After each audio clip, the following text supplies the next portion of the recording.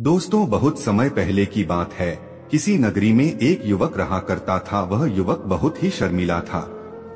वह इतना शर्मीला था कि जब भी उसके सामने कोई नया व्यक्ति आ खड़ा होता तो वह उससे बात तक नहीं करता था।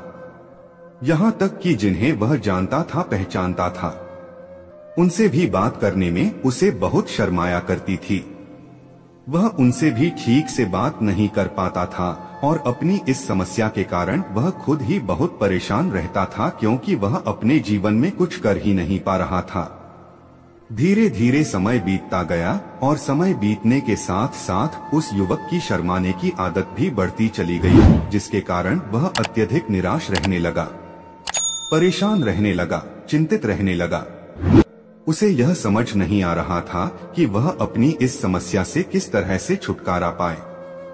उसके घर वाले भी अब उसकी इस समस्या को लेकर बहुत चिंतित रहने लगे थे। वे सोचते थे इसका क्या होगा, या अपने जीवन में कुछ कर पाएगा भी या नहीं। जब भी वह कहीं पर काम के लिए जाता तो लोग उसके इस सीधेपन का फायदा उठाते उसे परेशान करते। वह कुछ ज्यादा कह नहीं पाता था, जिसके कारण उसे कोई कुछ भी कह देता और वहां से चला जाता है। इन्हीं सब कारणों की वजह से उसका मन कहीं भी किसी भी काम में नहीं लगता। वह हर काम को कुछ ही दिनों में छोड़ दिया करता। उसके मन में बहुत कुछ चल रहा था। उसके मन में विचारों के तूफान उठ रहे। वह सबसे बहुत कुछ कहना चाहता था, लेकिन अपनी इस आदत के कारण वह किसी से कुछ नहीं कह पा रहा था। वह अंदर ही अंदर घुटता जा रहा था।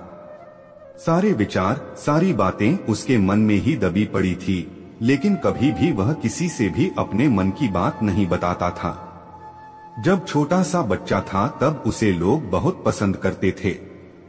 उसकी इस आदत को भी लोग सराहते थे, लेकिन इसी आदत की वजह से जब वह बड़ा हो गया, युवा हो गया, तो इसी आदत के कारण उसे अपना जीवन जीने में भी अत्यधिक परेशानियां उठानी पड़ रही थी। और वह युवक भी अपनी इस गलती के कारण बहुत परेशान रहता। अपनी इसे एक आदत से छुटकारा पाना चाहता था। वह चाहता था कि वह लोगों से अपने मन की बात खुलकर कह पाए। वह जो कुछ करना चाहता है, जो कुछ कहना चाहता है, वह सबसे वह खुलकर कह सके, कर सके। लेकिन जब भी कोई दूसरा उसके सामने आता तो उसकी जुबान मानो खुलती ही नहीं। यहाँ तक कि वह अपने माता पिता के सामने भी ठीक से बात नहीं कर पाता था। केवल उसके कुछ मित्र थे जिनसे वह अपने मन की बात कर पाता था। जब भी वह किसी बात का जवाब देता तो लोग उसकी हंसी उड़ाते, उसका मजाक बनाते।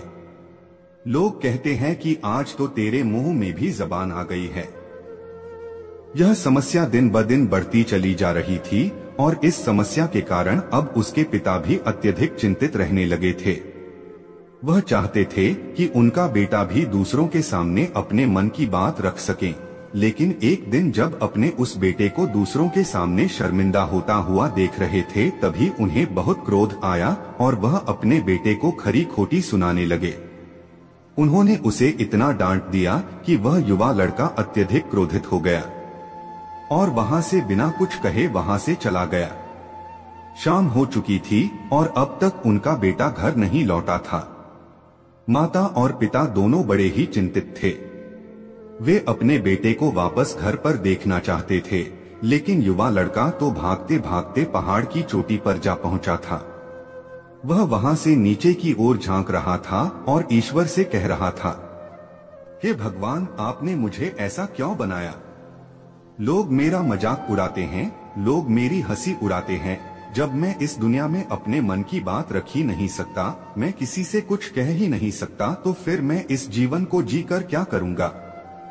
जब भी मैं किसी से कुछ कहने की कोशिश करता हूँ तो लोग मेरा मजाक बनाते हैं, मेरी हंसी उड़ाते हैं। यहाँ तक कि वह मुझसे कुछ भी कहकर चले जाते हैं और मैं उनका जवाब नहीं दे पाता। ऐसा जीवन जीकर मुझे क्या? इसलिए मैं तेरे पास आ रहा। इतना कहकर जैसे ही वह युवक कूदने की तैयारी कर रहा था कि तभी पीछे से आवाज सुनाई पड़ी, बेटा, जान देना तो बहुत आसान है, लेकिन इस जान को तुम वापस नहीं पा सकोगे। जैसे ही यह आवाज उसके कानों में पड़ी, वह पीछे मुड़कर देखने लगा। उसने जैसे ही पीछे मुड़कर देखा, उसने पाया कि एक बौद्ध भिक्षु उसके पीछे खड़े हैं। उन्हें देखकर वह डर सा गया और अपने कदम पीछे खींच लिए और चुपचाप वहां पर खड़ा हो गया। अपनी आदत के कारण वह उनसे कुछ कह नहीं पा रहा था। तभी बौद्ध भिक्षु उस युवक से कहते हैं, बेटा, क्या बात है? आखिर तुम यहाँ पर क्या कर रहे? और तुम अपने इस जीवन को क्यों समाप्त करना चाहते हो? यह अनमोल जीवन बहुत कम लोगों को नसीब होता है और तुम्हें यह जीवन व्यर्थ लगता है। इस पर वह युवक कहता है, नहीं नहीं, कुछ नहीं, मैं तो बस यहाँ पर खड़ा होकर देख रहा था। तभी बौद्ध भिक्षु उस युवक से कहते हैं, बेटा, मैं जानता हूँ कि तुम यहाँ पर क्या करने आए थे। तुम मुझसे कुछ नहीं छुपा सकते, लेकिन मैं चाहता हूँ कि तुम अपनी समस्या मुझसे खुद बताओ, तभी मैं उसका समाधान तुम्हें बता पाऊंगा। यदि तुम चाहते हो कि कोई तुम्हारी मदद करे तो उसके लिए पहले तुम्हें ही आगे बढ़ना होगा। यदि तुम चाहते हो कि मैं तुम्हारी समस्या का समाधान करूं तो तुम्हें मुझे अपनी समस्या बतानी होगी, वरना मैं कुछ नहीं कर सकूंगा। उन बौद्ध भिक्षुओं की यह बात सुनकर वह युवक कहता है, नहीं नहीं, मैं ठीक हूँ, मैं सच कह रहा हूँ। उस युवक की यह बात सुनकर बौद्ध भिक्षु उस युवक से कहते हैं, ठीक है बेटा, यदि तुम नहीं चाहते कि मैं तुम्हारी मदद करूं तो कोई बात नहीं, मैं तुम्हारी बात पर विश्वास कर लेता हूं।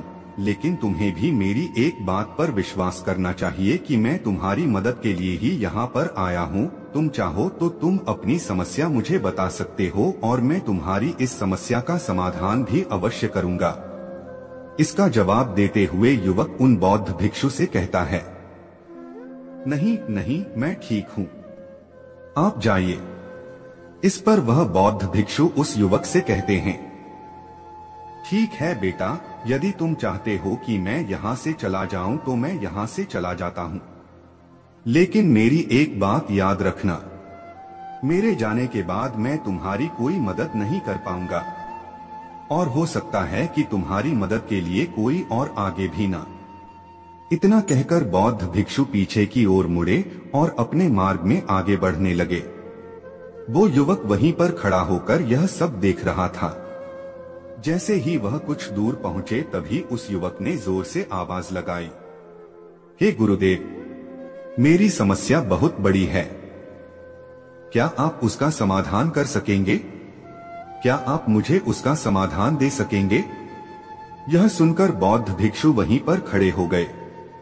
पीछे मुड़कर उन्होंने उस युवक की बात का जवाब देते हुए कहा, बेटा, इस दुनिया में कोई भी ऐसी समस्या नहीं है जिसका कोई समाधान ना हो।